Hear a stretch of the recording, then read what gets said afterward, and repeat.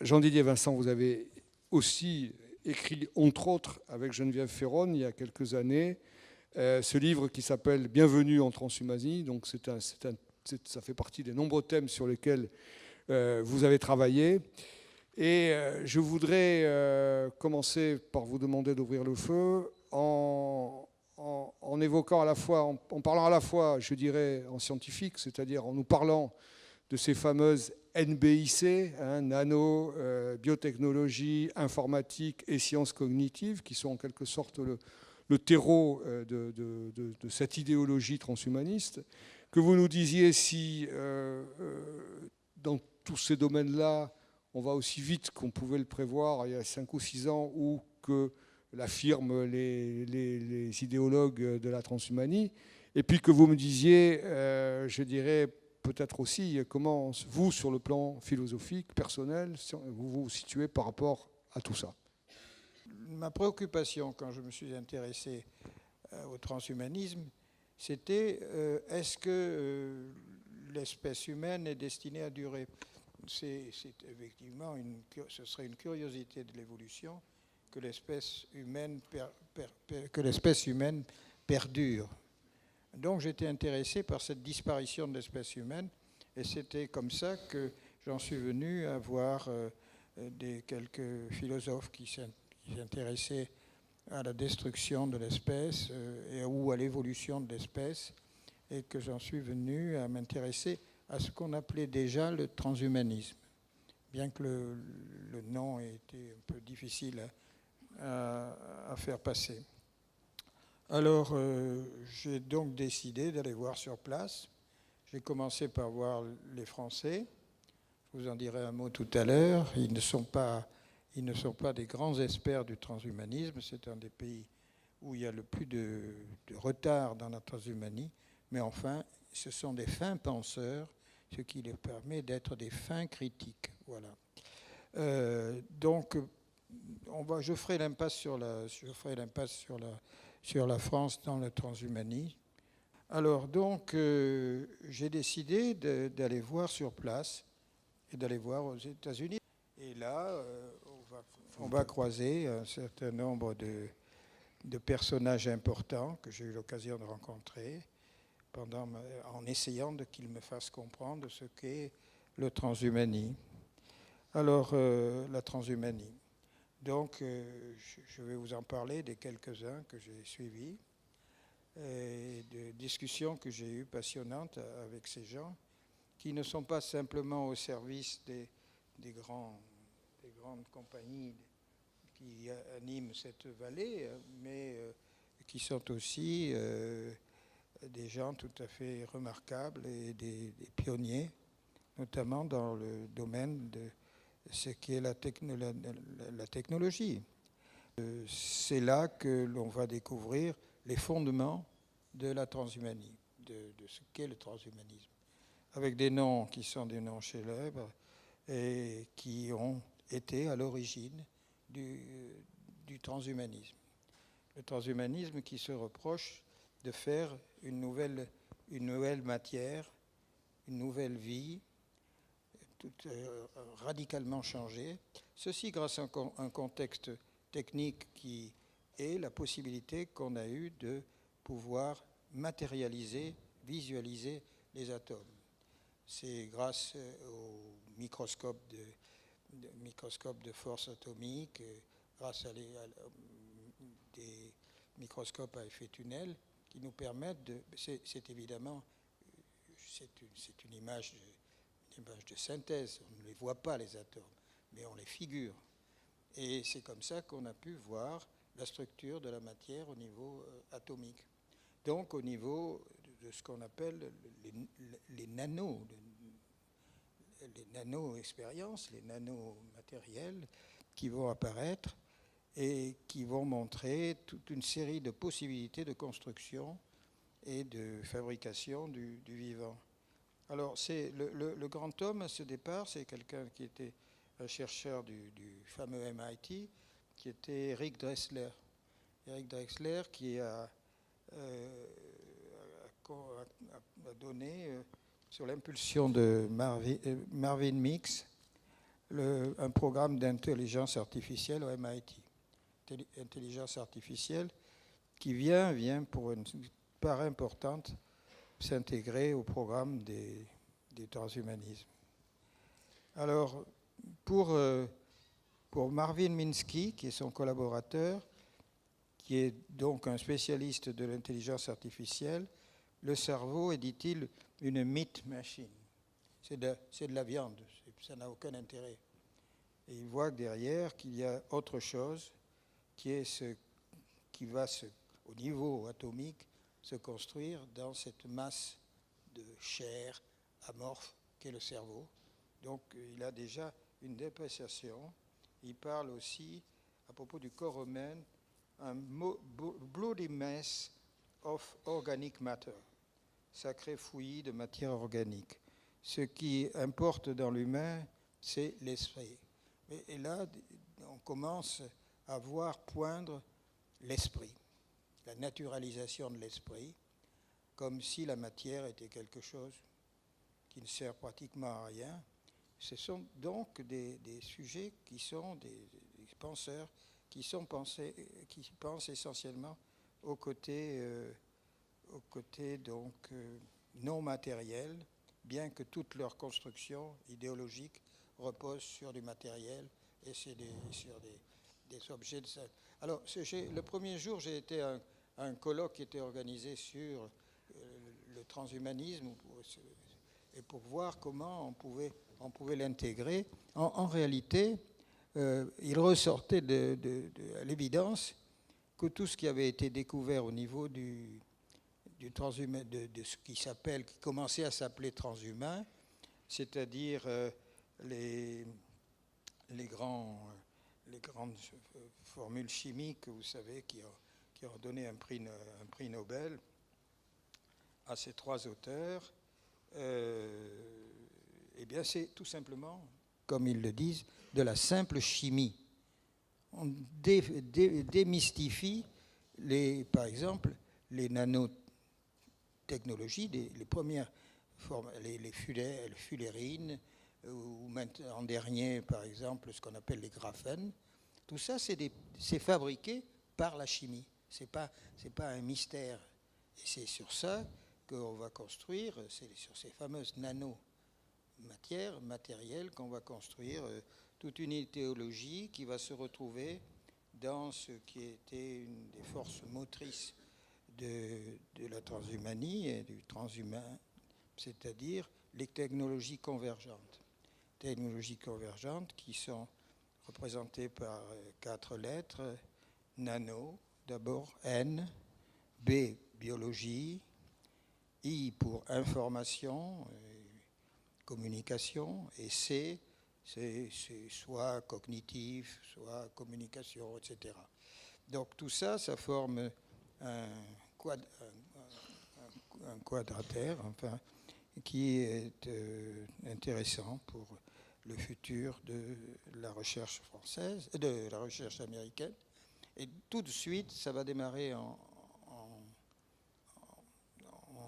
trombe pratiquement, avec un initiateur qu'on n'attendait pas à trouver là, qui était le président Bush, qui était considéré comme un abruti et qui a donné tout de suite 2 milliards pour lancer ce programme sur le NBIC.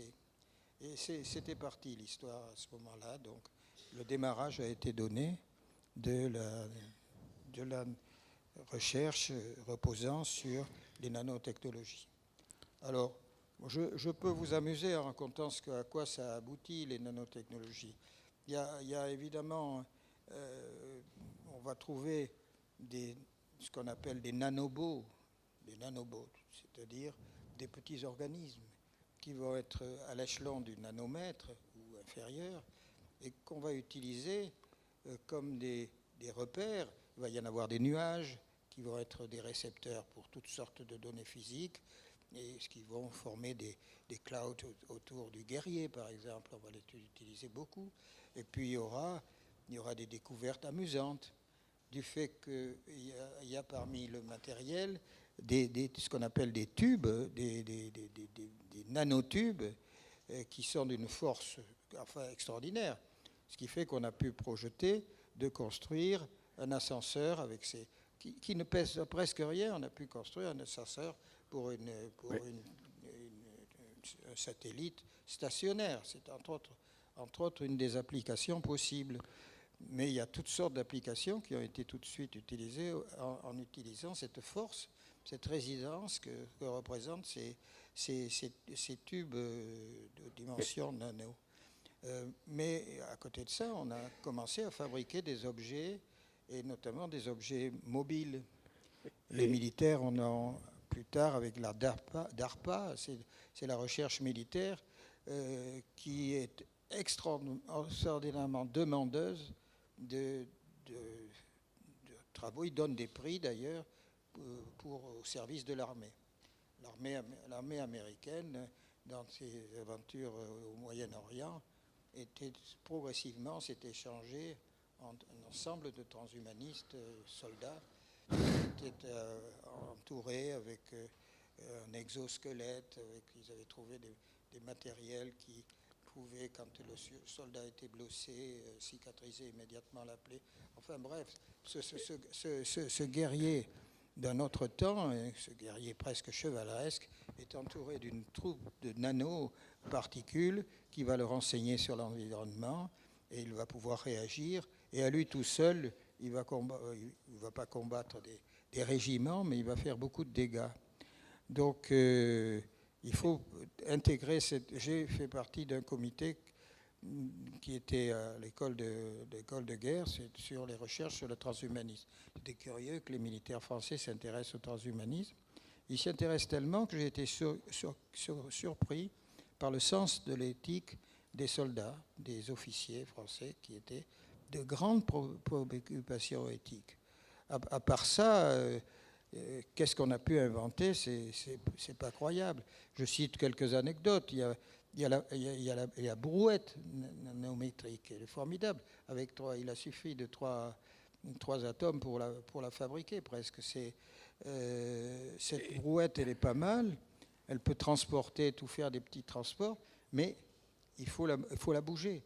Le grand déficit qu'il va y avoir dans ces constructions de matériel, c'est l'absence d'énergie. Donc il va falloir leur trouver des moteurs. Mais aujourd'hui, les moteurs sont découverts, enfin utilisés, et ces instruments bizarres qui vont peupler la planète, on l'espère, pour faire la guerre, sont comme ça. Et cette idée que développent les transhumanistes, de dire que on pourra envoyer des robots, des nanorobots un peu partout, des nanobots un peu partout dans notre organisme, pour réparer, je sais pas, notre pancréas, absolument, nos cerveaux, nos neurones, et que donc finalement tout sera à terme solutionnable, c'est-à-dire qu'on pourra tout guérir on pourra d'une part, certes, tout programmer par les progrès de la génétique, c'est leur vision, mais tout guérir par ces nanorobots. Est-ce que pour vous, c'est quelque chose qui est envisageable ou pas du tout? Non, c'est pas du tout envisageable, parce que en réalité, c'est des vecteurs, qu'on peut les utiliser comme vecteurs pour porter sur une signe déterminée l'élément qui va pouvoir intervenir comme médicament. Mais en réalité, contrairement à ce qu'on pensait, la nanotechnologie n'a pas porté de grands résultats sur la santé. Mais est-ce que ça peut pas arriver dans les années qui viennent? C'est-à-dire, est-ce qu'on n'est pas... Oui, tout peut arriver. Mais c'est les nanos. Les nanos, c'est utilisé pour des pantoufles, c'est utilisé pour tout. Donc maintenant, partout, il faut faire très attention parce que ça pose des problèmes éthiques. Parce que par définition, le nano, quand il y en a, on ne peut pas les doser, on ne peut pas les déceler. Ils échappent aux tests ordinaires. Donc il y a toute une méfiance qui s'est créée chez certains chercheurs, notamment à Grenoble, où il y a eu le personnel a souvent protesté, parce que les nanos peuvent venir vous inviter, ou s'inviter chez vous, sans que vous soyez au courant, vous comprenez? Tout ça, c'est très beau, mais enfin... La question, c'est est-ce qu'il arrivera un jour, est-ce qu'il peut arriver un jour, plus ou moins lointain, où la médecine invitera les nanos robots, enfin les nanos, dans notre cerveau. Il y a des choses qui sont formidables. C'est par exemple, dans les nanotechnologies, vous avez les graphènes maintenant. Ouais. Les graphènes, c'est un progrès considérable. Au niveau de la communauté européenne, dans le nouveau programme de recherche, il y a les graphènes. Les graphènes, c'est une monocouche d'atomes. Alors ça veut dire que ça a une vitesse qui se rapproche de celle de l'électricité, qui est extrêmement rapide. Ça veut dire que en termes de communication, ça a une puissance absolument extraordinaire. Grâce à ces graphènes, on a augmenté les performances des ordinateurs. Vous voyez, c'est donc pas très spectaculaire, mais très efficace. Ouais. Mais les graphènes s'intègrent progressivement dans différents programmes et dans différentes structures. Bon, c'est fastidieux de dire tout ce qu'on fait avec les... D'autant que des nanos, d'autant que c'est un peu spectaculaire, mais ce n'est pas peut-être le plus important. Le plus important, ça va être après, parce que sur le plan pratique, elles sont comme les biotechnologiques, elles sont beaucoup plus accessibles, ne serait-ce qu'à l'éthique, et qu'avec les clonages qui se sont facilités, on peut créer toute une série d'individus qui vont commencer à poser des problèmes au niveau de l'intégration. Alors, on va s'en dire un mot. La génomique et tout ce qui dérive du décryptage du génome et je dirais du fait que ça devient quelque chose abordable presque pour tout un chacun.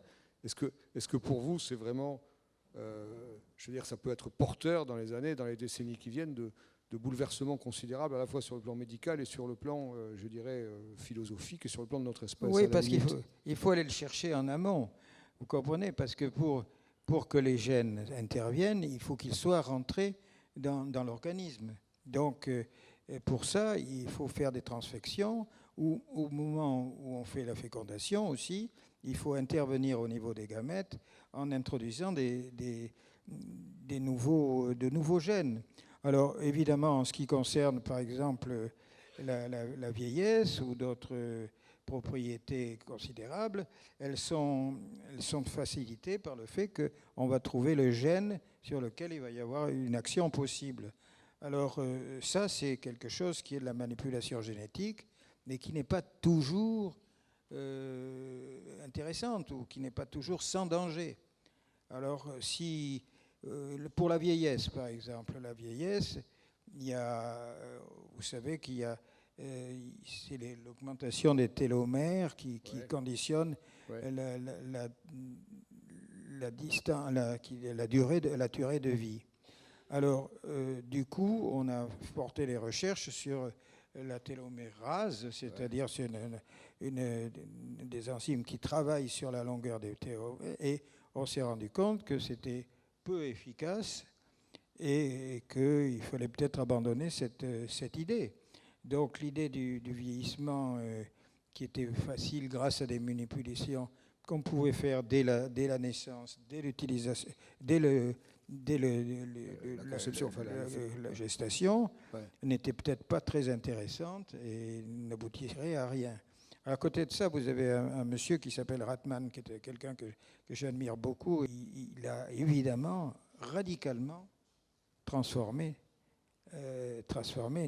sa recherche sur le génome et sur le vieillissement grâce à l'utilisation d'une technique qui avait au moins 50 ans, qui est la parabiose, c'est-à-dire on soude entre eux deux animaux, deux individus, qui fait qu'il y en a un qui va injecter ses liquides à l'autre, etc., ses humeurs, et on retrouve une conception de la vieillesse qui est humorale, ce qui était quelque chose qu'on n'avait pas soupçonné.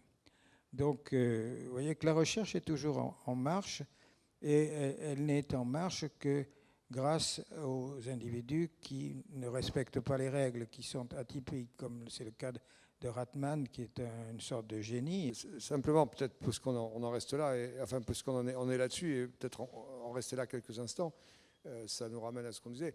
Alors encore une fois, je ne vais parler de lui, mais vous allez... Quand Laurent Alexandre dit, écrit un livre sur la mort de la mort et qui dit que l'homme qui vit, les enfants qui naissent aujourd'hui connaîtront peut-être une époque où on ne mourra plus, ou bien où on ne mourra suivant, je crois que c'est une image que vous avez employée une fois, mais pas pour la reprendre à votre compte, mais que comme le service athée de votre grande-tante, Oui, là, qui s'ébrèche, mais qui finalement, voilà, s'il ne tombe pas par terre, il est éternel. Est-ce que pour vous, on est totalement dans l'impossible ou dans le fantasme? on est dans le fantasme, il n'y a pas l'ombre d'un doute. L'immortalité, c'est une marchandise qui se vend plus ou moins selon l'état de l'auteur. Vous avez le roi des pipeaux, c'est quand même comment il s'appelle, Kurzweil, qui a créé le concept de singularité. Il y a peu de gens qui peuvent comprendre ce qu'est vraiment sur le plan mathématique la singularité. Toujours est-il que c'est à partir d'un certain moment où les progrès suivent une voie logarithmique, une assertion extraordinaire. Mais alors, ce qui est étonnant, c'est qu'il y a des collisions entre les groupes. Ce qu'il y a, c'est qu'il a été nommé par président de la recherche, c'est Google. Ouais. Alors, vous avez une collision d'intérêts, là, entre, d'une part, les big data et la philosophie des algorithmes qui vient faire collision avec quelqu'un qui n'est pas censé être concerné par tout ça. Mais alors, justement, quand vous disiez à l'instant, finalement, la recherche, je caricature un peu votre pensée, mais la recherche, il ne doit pas y avoir de limite quelque part, hein, ou on ne doit pas mettre de bornes. Et que d'autre part, ces chercheurs, si tant est qu'on peut le considérer comme un chercheur, se voient attribuer des moyens colossaux par des organismes comme Google. Est-ce qu'il n'y a quand même pas de quoi être inquiet sur les résultats potentiels de ces recherches, puisque... Tout à fait. Les big data et les algorithmes polient l'intelligence. Il y aura des plantades tout à fait évidents qui vont se passer. C'est sûr qu'on fait fausse route et probablement les développements qui sont fondés à partir des big data et des créateurs sont un peu risquent de se casser la figure. Hein. Alors ça tire dans tous les sens, les algorithmes. Oui, non, mais c'est justement, très mignon, les algorithmes. Il faut vous expliquer ce qu'on est un algorithme, ça vient de l'arabe. Non, je crois qu'il faut se méfier de tout ça. C'est ce que Arendt appelle la honte prométhéenne, parce qu'il pense que l'homme qui est vraiment bricolé, c'est une créature bricolée, l'homme. Ça se fait tant bien que mal. Et chaque fois, vous voyez, quand vous faites un enfant, c'est techniquement très pauvre comme technique. Donc, et ça donne la honte prométhéenne, parce que ça veut dire que les objets formidables que nous offre la science sont, à mon avis, un petit peu douteux quand ils sont vus de l'autre côté. L'admiration qu'on peut avoir pour ces objets créés. Et l'homme, justement, ce qui le rend faible, c'est qu'il n'est pas créé. Il n'est pas une créature de son propre travail. C'est fait n'importe comment, un humain. C'est ça qui en fait la valeur, quand même, un peu. C'est pas mal quand même. Il faut savoir. Mais alors après, quand on rentre... Parce que si c'était parfait, ça serait très emmerdant, quand même. On aura des pâquerettes, après, qu'on commence à voir ce qu'on fait avec la fécondation par autrui, par exemple, redoutable, mais en même temps, on découvre bien des choses, le phénomène d'empreinte, des choses comme ça. Il y a des progrès considérables.